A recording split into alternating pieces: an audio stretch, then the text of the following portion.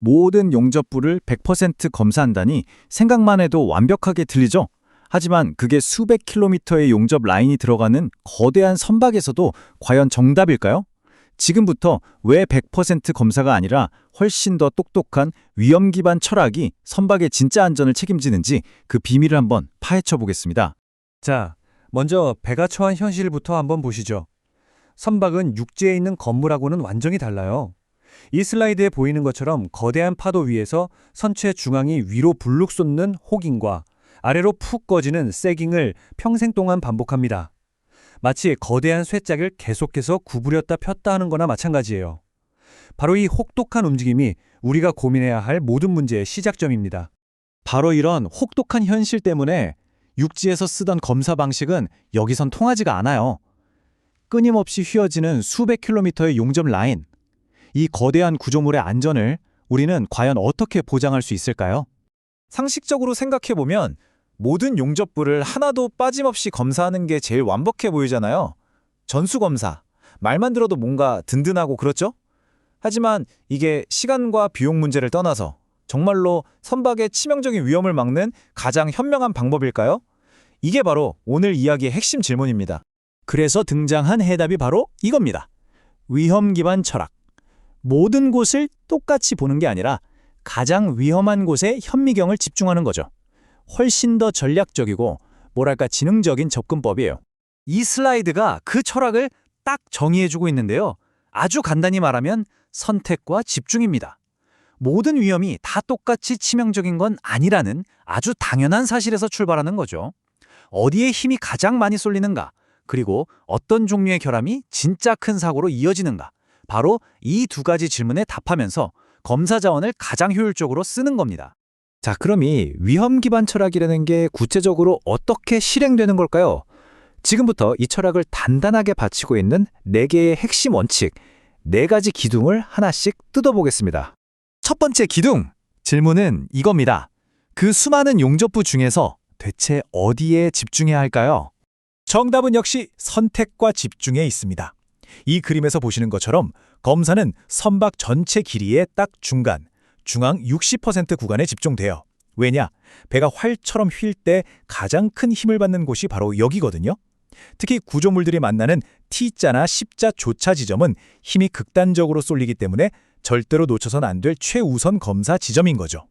여러분, 선박 사고에서 가장 무서운 원인이 뭔지 아세요? 바로 피로 파괴라는 겁니다. 정말 놀랍게도 선박 파손 사고의 무려 80에서 90%가 이 피로 때문에 일어나요. 바로 이 점이 우리를 두 번째 기둥으로 이끌게 됩니다. 네, 두 번째 기둥은 바로 피로입니다. 지금 이 슬라이드에 보이는 언더컷이라고 하는 용접부 표면에 생긴 아주 작은 흠집 보이시죠? 정말 사소해 보이잖아요. 근데 바로 이런 결함이 반복적으로 힘을 받으면서 균열의 씨앗이 되는 거예요. 그래서 선박 검사에서는 용접부 안에 있는 기포 같은 결함보다 피로 파괴의 시작점이 되는 이런 표면 결함을 훨씬 더 깐깐하게 관리하는 겁니다. 세 번째 기둥은 파괴 인성. 좀 어려운 말인데 쉽게 말해서 강철이 얼마나 질긴가 하는 성질이에요. 강철도요, 엄청 추운 데 가면 유리처럼 쨍 하고 깨져버릴 수가 있거든요. 이걸 취성 파괴라고 불러요. 북해처럼 얼음장 같은 바다를 지나는 배 용접부가 절대 이래서가 안 되겠죠? 이 슬라이드에 나오는 CTOD라는 게 바로 그 질긴 정도를 재는 시험인데 기준치인 0.38mm를 넘어야 이 배는 혹한의 바다에서도 안전하구나 하고 믿을 수 있는 거죠. 자, 마지막 네 번째 기둥입니다. 바로 48시간 규칙. 이건 좀 의외죠. 검사를 막 서두르는 게 아니라 오히려 기다려야 한다니 그 이유는요. 최신 고장력강은 용접 직후엔 멀쩡해 보이다가 수소라는 놈이 슬금슬금 모여들면서 시간이 좀 지나야만 균열이 생기는 경우가 있거든요. 그래서 최소 48시간, 이틀을 기다렸다가 검사해야 숨어있는 시한폭탄까지 찾아낼 수 있는 겁니다. 자, 이렇게 4개의 기둥을 통해서 뭘, 어디서, 또 언제 검사해야 할지 알게 됐습니다. 그럼 이제 남은 건 어떻게 검사하느냐 이 문제겠죠? 그리고 이 방식이 다른 산업, 예를 들면 저기 압력용기 검사하고는 근본적으로 어떻게 다른지 한번 제대로 비교해 보겠습니다. 검사관의 도구 상자를 한번 열어볼까요? 이런 첨단 장비들이 들어있어요.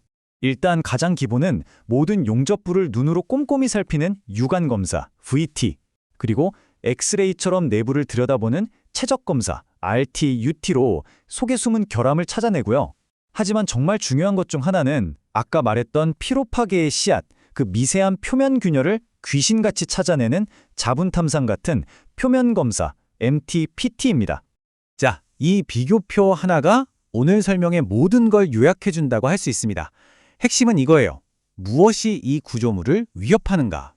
압력 용기는 안에서 밖으로 미는 압력이 가장 큰 적이니까 내부 결함을 찾으려고 100% 엑스레이 검사를 하는 거죠. 하지만 배는요? 배의 가장 큰 적은 파도 때문에 계속 휘어지는 굽힘과 피로예요. 그래서 우리는 위험한 곳의 표면 결함을 찾는데 모든 걸 거는 겁니다. 이렇게 받는 힘 자체가 다르니까 검사 철학이랑 방법도 완전히 달라질 수밖에 없는 거죠. 자, 이제 거의 다 왔습니다. 이렇게 정교하게 짜인 위험 기반 철학이 과연 조선소 현장에서는 어떻게 진짜 배로 만들어지는지 그 마지막 과정을 한번 따라가 보죠. 이 모든 철학은 그냥 멋진 이론으로 끝나지 않아요. 바로 이 WPS, 용접 절차서와 ITP, 검사 계획서라는 문서에 그대로 녹아 들어갑니다. 이게 뭐냐면 선박 안전을 위한 일종의 레시피이자 작전 계획인 셈이죠. 어떤 재료로 어떻게 용접하고 우리가 지금까지 얘기한 4가지 기동 원칙에 따라서 어디를 어떻게 언제 검사할지가 여기에 전부 다 명시되어 있습니다. 이 치밀한 계획서 덕분에 우리의 철학이 현실의 강철 위에서 그대로 구현되는 겁니다. 오늘 우리는 선박 용접부 검사가 그냥 전부 다 확인하는 단순한 작업이 아니란 걸 알게 됐습니다. 이건 파도의 힘을 이해하고 강철의 피로를 계산하고 심지어 시간이라는 변수까지 고려하는 아주 수준 높은 엔지니어링 철학이었죠. 마지막으로 이 질문을 한번 던져보고 싶네요. 여러분, 진짜 최고의 엔지니어링이란 뭘까요? 정해진 규칙을 그냥 따르는 걸까요? 아니면 그 규칙이 왜 만들어졌는지 그 뒤에 숨어있는 진짜 현실을 꿰뚫어보는 걸까요?